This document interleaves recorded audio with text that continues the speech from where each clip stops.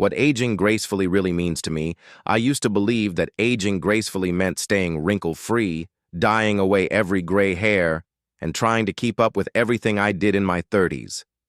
In fact, for a long time, I was more focused on hiding my age than honoring it. But over the years, especially after crossing into my 70s, my understanding of aging gracefully changed. It had to. Not because I gave up, but because I woke up. One morning, while brushing my hair in front of the mirror, I caught my own reflection and paused. My face had softened, my skin no longer had the glow it once did, and my hands showed the fine map of time. But instead of feeling disappointment like I used to, I felt something surprising: pride. Because each wrinkle, each strand of silver hair carried a story, a memory, a moment I survived. It dawned on me that aging gracefully isn't about resisting the years. It's about respecting them, shifting my mindset from resistance to reverence. There was a time when I feared birthdays. Every new year felt like I was losing something: energy, beauty, relevance. I watched younger people rise in the world, and part of me felt invisible. But you know what changed that? It was the realization that aging is a privilege. Not everyone gets to grow old. Not everyone makes it to 60, 70, 80. Each year I'm given is a page added to the story of my life, and I decided I'd rather write it with joy and intention than with regret and fear. So now, instead of fighting time, I walk with it. Instead of mourning my youth, I celebrate my depth.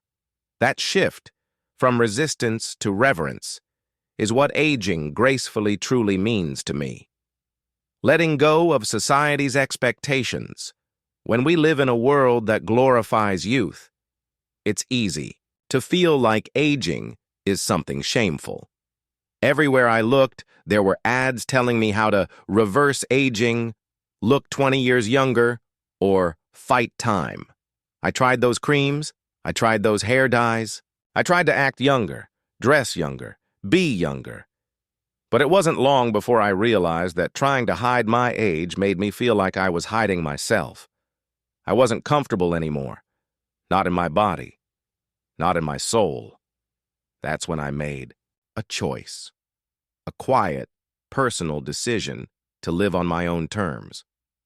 I stopped comparing myself to younger people and started embracing the woman I had become. Wiser, softer, and far more rooted than I ever was at 30.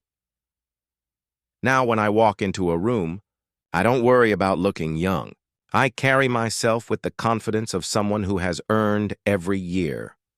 That, to me, is grace. Grace is in the way I carry myself. I've met people in their 20s who seem old inside, bitter, angry, closed off. And I've met folks in their 80s who sparkle with life and joy. So I've come to believe that aging gracefully isn't about age at all. It's about energy. It's about the way we carry ourselves through life's changes. It's in the small things, choosing kindness over criticism, smiling even when things aren't perfect, listening more, talking less, practicing gratitude daily. I started paying attention to how I speak, to others and to myself. I stopped saying, "I'm too old for that," and started saying, "Let's see what I can still do." Grace is a kind of lightness, a soft strength, and it has nothing to do with how smooth your skin is. Honoring my routine, not just. My reflection, another part of aging gracefully that I've come to value, is my rhythm. I no longer rush like I used to. My mornings are slower, more sacred. I stretch, I breathe, I drink warm tea instead of coffee, and I read something uplifting. It's not about being productive anymore. It's about being present. Even the way I eat has changed. I prepare my meals with care now, listening to what my body needs rather than what a magazine tells me to eat. I savor flavors. I enjoy textures. I eat at the table, not in front of a screen. These small daily rituals aren't glamorous, but they are graceful. They remind me that self-respect is built into the way we treat our own time. Writing a legacy, not just living a life. These days, I think a lot about legacy, not in the sense of money or fame, but in the sense of presence. When I leave a room, I want people to feel warmth. When I share my thoughts, I want them to feel heard. When I pass on wisdom, I want it to land, like seeds planted in fertile soil. That, too, is part of aging gracefully, knowing that my life still matters, that my presence can still bless others. So I keep learning. I stay curious. I ask questions, even if they make me feel silly. I write in a journal. I talk to younger people. I keep investing in myself, because I believe growth doesn't stop just because you retire or get older. Graceful aging, to me, means being fully alive right up to the end. My final thought on grace. I used to think I had to be put together to be graceful. Now I know that true grace is raw, honest, and human. It's about loving who I've become. Even if I can't run like I used to, even if my face has lines, even if I forget where I left my glasses, because behind these aging eyes is a spirit that's still learning, still loving, still becoming, and that I've found is the most graceful way to age. Feeding my body and soul, my simple wellness habits. When I was younger, I didn't think much about wellness. I'd eat on the go, sleep when I could, and treat my body like it was indestructible. But as the years added up, my body started speaking to me in new ways, sometimes with a whisper, sometimes with a loud ache. The truth is, I didn't really start caring for my health until my 60s. That's when I realized, if I wanted to age well, I had to start feeding both my body and my soul, not just fill my belly or pass the time. And the best part? I didn't have to overhaul my life. I just had to pay attention, slow down, and choose small habits that added up to something powerful. Here are the simple practices that changed the way I live and made me feel more alive than I did in my 40s. 1. I stopped dieting and started nourishing. For most of my life, food was either a reward or a punishment. I'd binge, then restrict. I'd follow trends like low-carb or sugar-free, then feel guilty when I cheated. But one day, after stepping on the scale and feeling deflated, I asked myself a simple question. What if food could be my ally, not my enemy? That's when everything shifted. Now I eat for nourishment. I no longer diet. Instead, I focus on foods that make me feel energized, balanced, and strong. Fresh vegetables, whole grains, clean proteins, and plenty of water. I treat food like fuel and medicine, not just comfort. But don't get me wrong, I still enjoy a little dark chocolate or a slice of warm bread. The difference is, I savor it now. I eat mindfully, without shame, because I've learned that nourishment isn't just what you eat, it's how you feel about what you eat. 2. I created a morning routine that centers me. My mornings used to be chaotic. I'd wake up already anxious, rushing to get dressed, check the news, or answer phone calls. But now my mornings are my sacred time. The first hour of my day is mine. It starts with silence. No phone, no TV. I sit by the window with a warm cup of lemon water or herbal tea, and I simply breathe.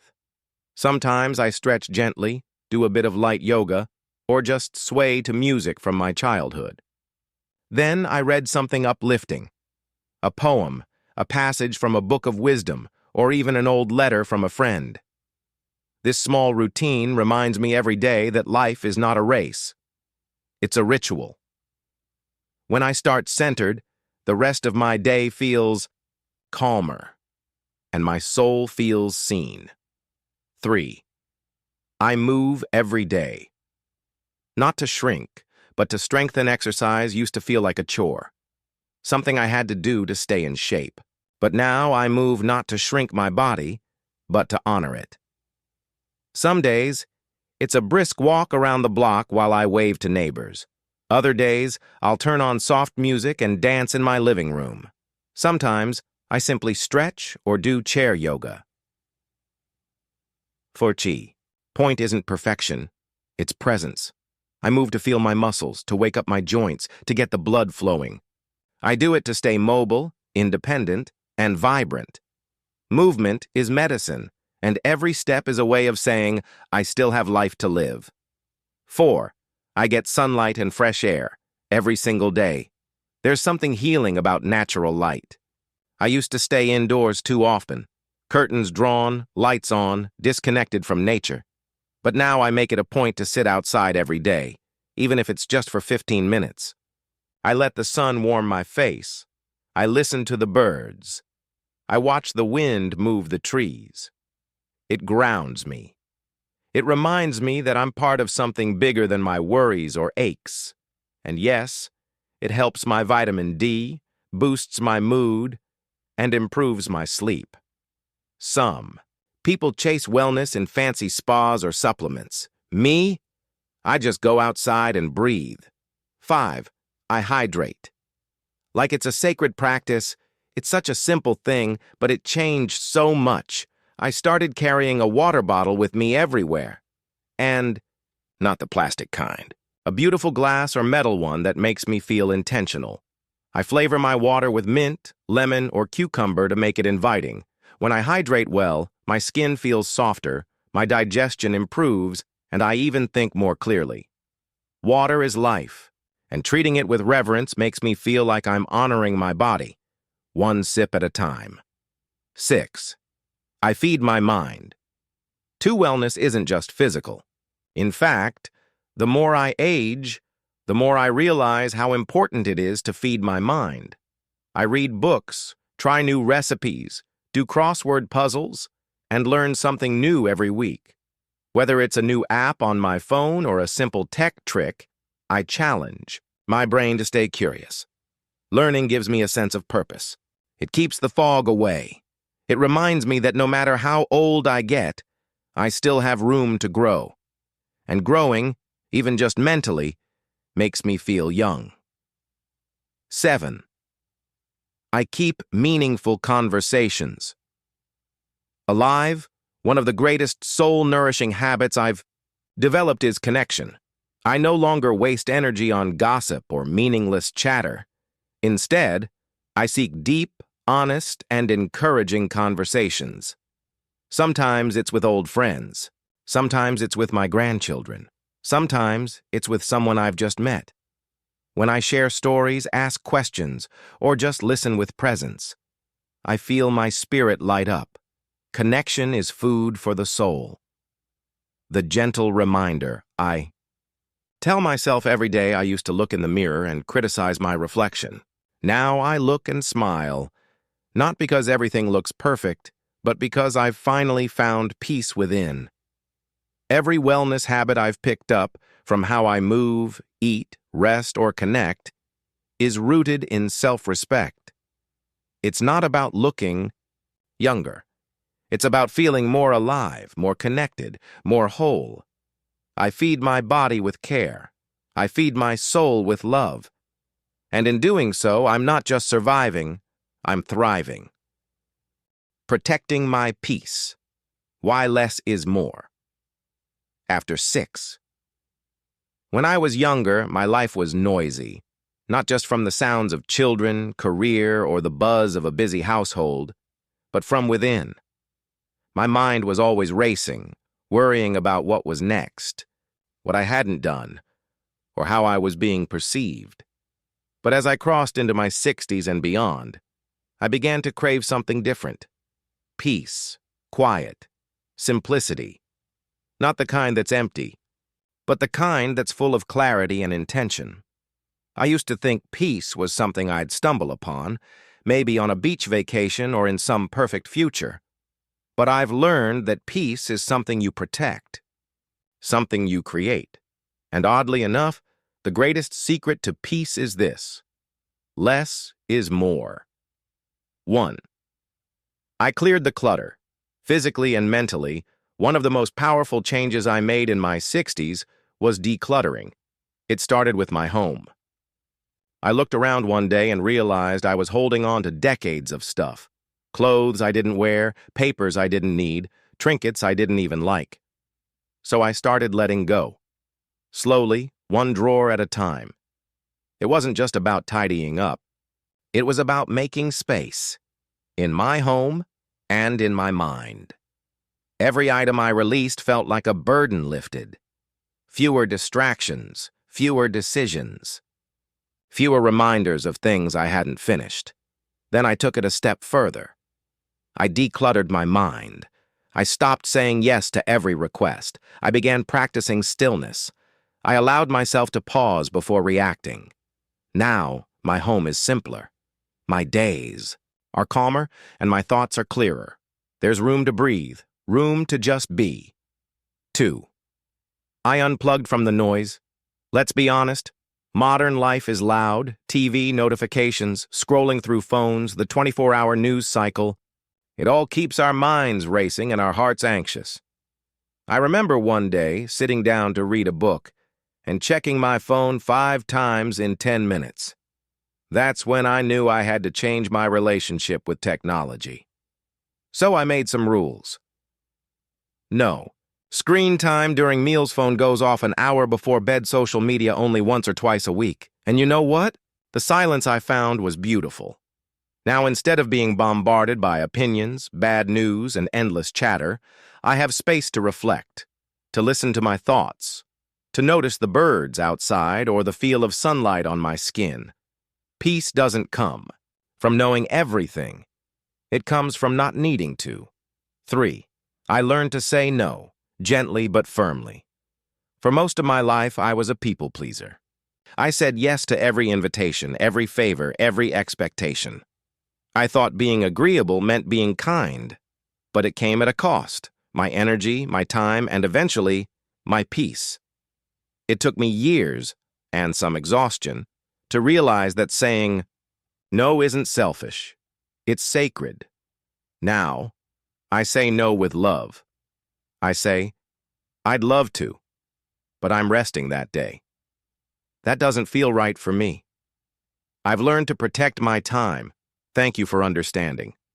What I discovered is that real friends, real connections respect your boundaries. And when you stop overcommitting, you start thriving. I now fill my calendar with fewer things, but the right things. That's where peace lives. 4. I made rest a priority, not a reward. For decades, I believed rest had to be earned, that I needed to finish all my chores, reply to every message, or be completely productive before I could relax. But now, I see rest as a way of being, not a treat at the end of a long road. I take naps without guilt. I sit in the sun doing nothing and call it healing. I go to bed earlier. I let myself move slower, and I never apologize for choosing stillness. Rest is where our bodies rebuild and our minds reset. If there's one gift we can give ourselves as we age, it's the permission to slow down. Life isn't a sprint anymore. It's a gentle walk, and I want to feel every step. 5. I choose fewer people, but deeper connections. I used to believe that having a large circle meant I was loved. I'd spread myself thin trying to keep up with everyone, acquaintances, co-workers, extended family. And while some of those connections were genuine, many were just noise. Now I pour my time and energy into a few close relationships that nourish me. The people who listen without judgment, who celebrate my wins and sit with me during losses. I reach out regularly, not to be polite, but to truly connect. I also let go of toxic or draining relationships. That wasn't easy, but it gave me back my peace. Now, every conversation I have is meaningful. Every connection feels authentic. And that kind of depth, not popularity, brings the kind of peace that lasts. 6. I replaced busyness with purpose. After retiring, I feared boredom. I thought I'd miss the hustle, the schedules, the constant doing. But what I really missed was purpose, not busyness. So I began asking, what brings me joy? What matters now? I started volunteering once a week at the library. I joined a small gardening group. I started writing letters to old friends, and even to my grandchildren for them to read one day. These aren't grand achievements, but they fill my days with meaning. Peace comes not from cramming your schedule, but from aligning your time with your values. 7. I created little sanctuaries in my day. Another lesson I've learned is this: peace isn't just found in big vacations or weekends away. It's in the tiny sanctuaries you create each day. For me, that means a quiet corner with my favorite chair and a soft blanket music that soothes my heart. Sometimes classical, sometimes jazz, a journal beside my bed for writing thoughts before. Sleep, a walk at sunset with no phone, just the sky and my steps. These pockets of stillness protect my inner peace like nothing else. When the world feels chaotic, I return to these sacred routines, and they remind me, I am safe, I am present, I am enough. What protecting my peace has given me, since simplifying my life, unplugging, resting more, and letting go of too much, I found something I didn't expect. Clarity. I think more clearly. I love more deeply. I live more fully. Protecting my peace has allowed me to show up as my best self. Not my busiest, not my most impressive, but my most authentic. I've learned that peace isn't passive. It's something you build, nurture, and fight to keep. And for me, that's been the most beautiful part of aging. Staying curious, how I keep my mind and spirit young. They say curiosity is a trait of the young, but I believe it's what keeps you young. When I retired, many assumed I'd be slowing down. And sure, I don't rush the way I used to, but slowing down doesn't mean shutting down. In fact, I've never been more mentally alive. And that's because I've made curiosity a daily ritual. Somewhere along the way, I realized that aging gracefully isn't just about staying healthy. It's about staying engaged, about continuing to learn, grow, and explore, no matter your age. Every morning, I wake up and ask myself, what new thing can I try or learn today? That question has been my secret fountain of youth. Let me share how curiosity has changed my life, and how you can invite it into yours. 1. I became a lifelong learner. When I was younger, I saw education as something you finish. School ends, a career begins, and you apply what you know. But what no one tells you is that the most joyful kind of learning begins when the pressure is gone. In my 60s, I started reading again, not just novels, but history, psychology, biographies, even science articles. I joined an online learning platform and took courses on things I never studied before: astronomy, photography, even basic Spanish. It's not about being an expert. It's about keeping my brain awake. Learning something new each day doesn't just make you sharper. It gives your days a sense of progress. That's a beautiful feeling even, especially in your later years. 2. I tried things I thought I'd missed the boat. Do you ever feel like it's too late to try something? That ship has sailed, right? That was me with painting. But one afternoon I walked into a community center art class, and it was filled with people just like me, older, curious, a little nervous, but ready to try. I picked up a brush for the first time in 40 years. My first painting was messy. My second wasn't much better, but the third made me smile. And suddenly I realized it wasn't about talent, it was about joy. Since then, I've picked up other late hobbies too: bird watching, tai chi, even learning how to bake sourdough bread from scratch. The truth is, it's never too late.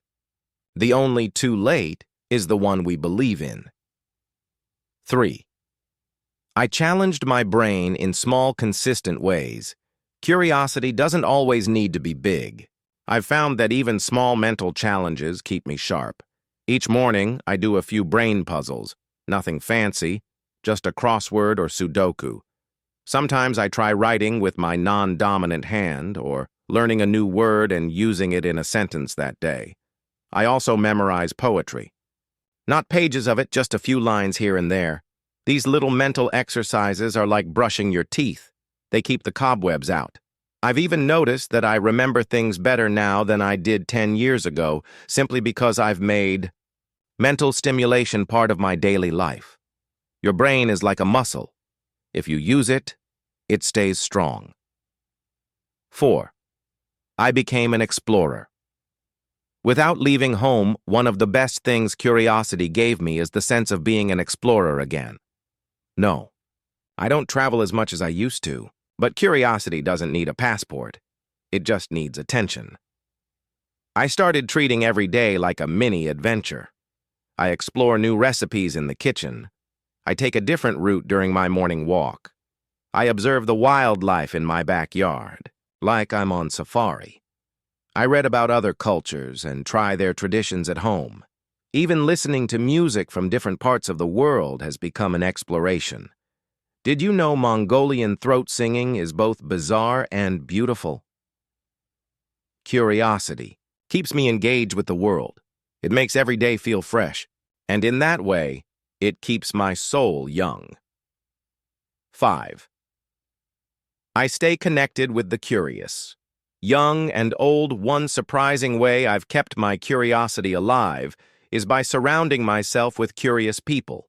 Some of them are my age, retired teachers, gardeners, or fellow bookworms who love to share what they're learning. Others are much younger. I talk to my grandkids often, and they show me what they're into, whether it's a new app, a game, or even a new way of thinking about the world. I ask questions. I listen. I let myself be the student. Young people love to teach when you're open, and it builds bridges between generations in the most beautiful way. Curiosity is contagious. When you're around people who are learning, discovering, and questioning, it pulls you along. 6. I stay open to being wrong, and that's liberating. One of the unexpected gifts of curiosity is humility. When you commit to learning, you commit to being wrong sometimes, and being okay with it. In my younger years, I clung to what I believed. It felt safe to know. But now, I find it refreshing to change my mind. I've shifted my opinions on parenting, on wellness, even on politics, not because I was told to, but because I listened, explored, and grew. Staying open doesn't weaken you. It frees you. It says, I'm still evolving. And isn't that what youthfulness is all about? 7. I use curiosity to keep my spirit. Light, finally, and maybe most importantly, curiosity keeps me hopeful. In a world that often feels heavy, especially as we get older and face loss or health challenges, curiosity gives me a way to stay uplifted. It reminds me that there is always more to discover, always more beauty to notice, always another first time waiting around the corner. It gives my days a sense of possibility, and that mindset, of wonder, of openness, has been the single greatest gift in helping me age with grace, with joy, and with peace. My simple daily curiosity practice. In case you're wondering how to bring this into your own life, here's what I do each day. Ask one new question. Try one new thing, no matter how small. Learn one fact I didn't know yesterday. Share one discovery. With someone else, it takes minutes, but it keeps the flame alive. Gratitude and grace. How I see beauty in aging. If you had told me in my 30s that one day I would look in the mirror, see silver hair, fine lines, and slower steps, and smile, I wouldn't have believed you. Back then, aging felt like a slow goodbye. Now, it feels like a daily celebration. I've learned that aging gracefully is less about holding on to what was and more about leaning into what is. And the secret that unlocked that for me was gratitude. It didn't come overnight. There were years I struggled, with body changes, loss of people I loved, and moments where I felt invisible in a fast-moving world. But something shifted when I began to really practice gratitude and grace, not just in theory, but every single day. Let me share how I came to find joy in this chapter of life. 1. I start my day thanking my body, not judging it every morning. Before I get out of bed, I say thank you. Thank you to my feet for walking me through another day. Thank you to my eyes for still seeing beauty. Thank you to my hands for holding, cooking, creating. Thank you to my heart for still beating strong. It's a small ritual, but it sets the tone. When I look in the mirror, I choose to admire the evidence of living, the lines from laughter, the spots from sunny adventures, the softness that comes with time. I don't criticize anymore. I celebrate. Because this body, it's carried me through decades of life, and that's something worth honoring. 2. I appreciate the season I'm in. When I was younger, I thought youth was the peak, that everything afterward was downhill. But now I see life as a series of beautiful seasons. Spring is vibrant and restless, summer is bold and busy, but autumn, where I am now, has a richness the others don't. It's reflective. It's deep. It's golden. This season of my life is about wisdom, about slowing down and seeing what I missed before, about valuing quality over speed, and about savoring the people and moments that really matter. Instead of mourning youth, I've learned to romance the present. This is a time for deeper conversations, quieter joys, and softer living, and it's beautiful in its own right. 3. I keep a gratitude journal, but not in the way you think. People talk about gratitude journals like they're a chore. Write 3 things you're grateful for every day, and boom, you're enlightened. For me, it's more like a memory box. Each night, I jot down a moment that made me feel something. A cup of tea on the porch, a bird I'd never seen before, a call from an old friend. Sometimes it's silly, sometimes it's profound, but what happens over time is magic. My mind becomes tuned to notice beauty in the mundane. And on hard days, and yes, those still come, I flip back through those pages and remember. I've lived a rich life, and it's still unfolding. 4. I've made peace with letting go. One of the greatest acts of grace as we age is letting go.